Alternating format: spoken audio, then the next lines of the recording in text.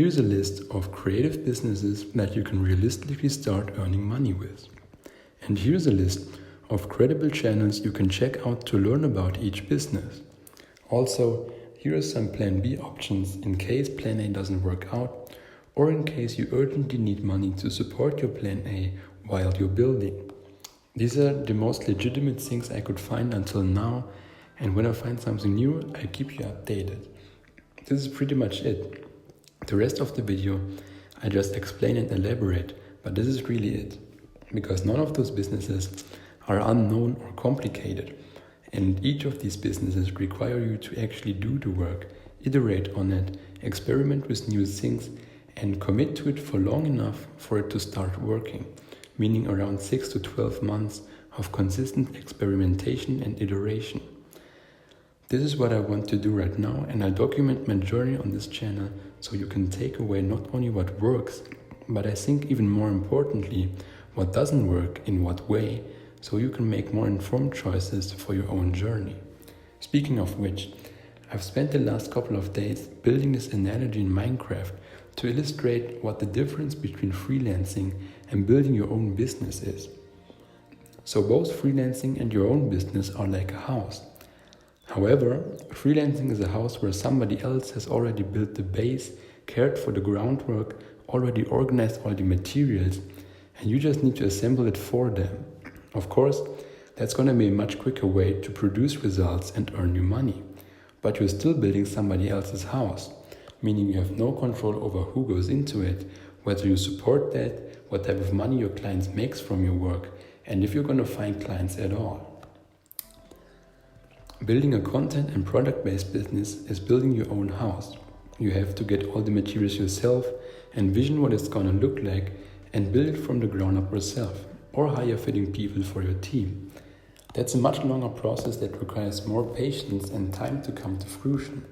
But then you'll have full control over how it is built, what it's built for, who comes into your house, and so on. Both approaches work, but you have to know that one is a short-term game and the other is a long-term business.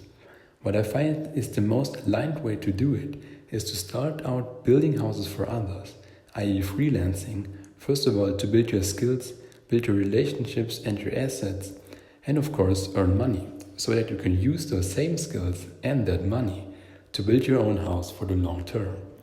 You can do whatever your heart desires, but this is the strategy I personally find most reasonable. Maybe it could help you out if I give you some ideas of what I'm building right now. There are two types of work I call meaning work and purpose work. Meaning work is all artistic and creative work that expresses meaning and brings it into the world for others to feel. For example, writing a novel, making a short film, taking artistic photos, etc. I'm currently working on my first novel called The Shapeshifter Detective and His Lizard Mailman Friend. Let me know in the comments if you want me to make a video about that. And purpose work are all valuable tools or services that solve a concrete problem for somebody specific. In my case, those specific people would be aspiring creatives like myself who also struggle with creating a consistent routine that moves them towards their goals, organizing their ideas to clear up the mental chaos, and much more. Let me give you some quick tips for the end on the social aspects, i.e. how you can get clients. So first of all, you could join workshops of the craft that you're practicing and want to offer products or services in. For example, take a photography course or a writing workshop or a ceramics workshop, and if natural, have conversations that may lead to doors opening.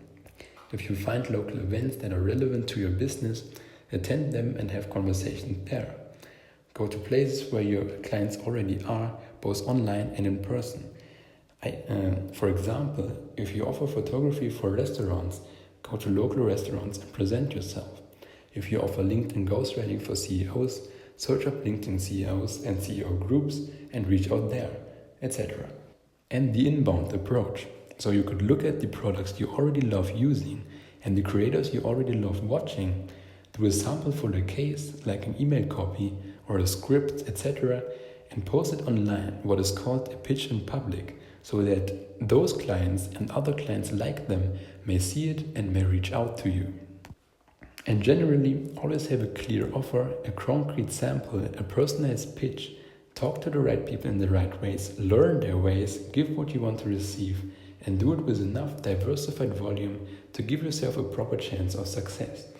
And what do I mean by diversified volume? Diversified volume doesn't just mean that you do a lot of things, but that you also iterate on those things and strategically adapt to what you try and what different things you might try out. So diversified volume is trying a lot of things, trying different things, and doubling down on what works until you find what your business model becomes. And that's it. I think the best advice of all is to just try it out yourself, because you will always learn way more through action and creating and then watching relevant tutorials to solve a specific problem you're actively working on than by watching all kinds of videos and never applying anything. I'm sure you've probably heard most of the things I've talked about in this video, so I just encourage you to give it a shot and start with your first small step right now. If you got anything usable out of this video, you might also enjoy my free weekly newsletter where I share lists like the ones in this video, as well as stories and much more. You can find the link to it on my channel's About page, and if YouTube allows me, I'll link it in the description. And if you have any questions or requests about starting out with creative business, feel free to leave them in the comments, since I want to make my next videos about what really helps and interests you. So I hope to see you in the comments, and I'll catch you in the next one. Good luck and take care.